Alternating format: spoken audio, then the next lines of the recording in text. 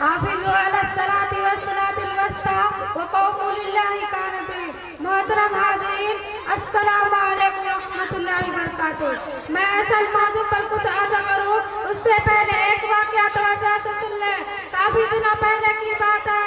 शहर कोफा में एक ईमानदार कुली रहता था। वह अपने घोड़े के जरिए मुनासिब कीमत पर लोगों का सामान ले जाया करता था। लोग उससे बहुत खुश थे। एक दिन की बात है, वह मामूल के मुताबिक अपना घोड़ा लिए हुए सवारी के इंतजार में था कि एक आदमी उसके पास आया जो एक पैर से माजूर लग रहा था। उसने कुली से दरख्वास्त की कि मुझे फला मकाम तक पहुंचा दो। हुजूर रहते हुए और दोनों चल पड़े। आगे जाकर चौराहा मिला। आदमी ने कहा इस रास्ते से चलते तो बड़ा अच्छा होता, यह रास्ता मेरा जाना पहचाना है। कुली ने उसकी बात मान ली।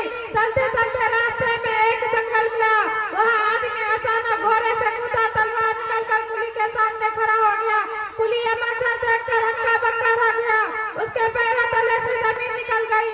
वह निहाल आदमी से बोला, भाई मेरा सब कुछ तुम ले लो और मुझको छोड़ दो, मैं किसी से तुम्हारी शिकायत ना करूंगा। मगर डाकू ने एक ना सुनी और कहा कि सामान तो मेरा है ही, मैं कच्चा काम नहीं करता कि तुझको छोड़ दो और बाद में तू बदला ले। कुली ने फिर आर्ज़ी की कि अच्छा मुझे 2 रकात नमाज की मोहलत दे दो, फिर जो जी माया करना। आदमी उस पर राजी हो गया। कुली ने फौरन नियत बांध ली और अल्लाह से आर्ज़ी की। उसके आंखों से धाराकतार आंसू जारी हो गए। अचानक एक दूसरा घोड़ा सवार नजर हुआ और उसने डाकू पर हमला कर दिया। डाकू गिरा और तड़पने लगा। देखते ही देखते उसके बदन से आग के शोले निकलने लगे और आग के में उसका काम तमाम हो गया। इधर कुली ने नमाज और दुआ से फारिग होकर यह मंजर देखा। उसने भी सवार को आवाज दी मगर वह अजनबी गायब हो गया और जाते जाते यह भी कहा गया कि अब तुम महफूज हो जाओ, जाओ। यह है नमाज और अल्लाह के सामने गिरफ्तार की बरकत।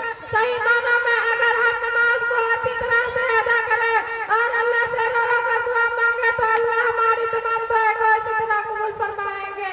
अल्लाह ने अपने महबूब रसूल सल्लल्लाहु अलैहि वसल्लम के पास हजरत जिब्राइल के जरिए बहुत से अहकामात हम लोगों के लिए भेजे, मगर एक ऐसा मुबारक मौका भी आया कि अल्लाह ने अपने महबूब को खुद अपने पास बुलाया और हम लोगों के लिए बहुत ही कीमती तोहफा आपको अता फरमाया और वह तोहफा है 5 वक्त की नमाज।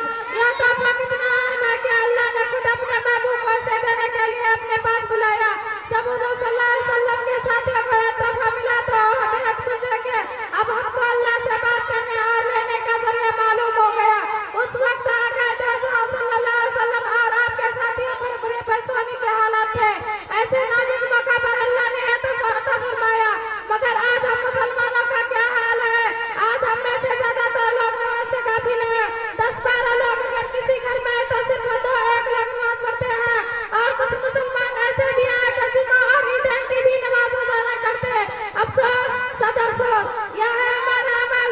भला हम कैसे अल्लाह की मदद और मसला हासिल कर सकते हैं जबकि दिन भर अल्लाह की नाफरमानियां कर रहे हैं।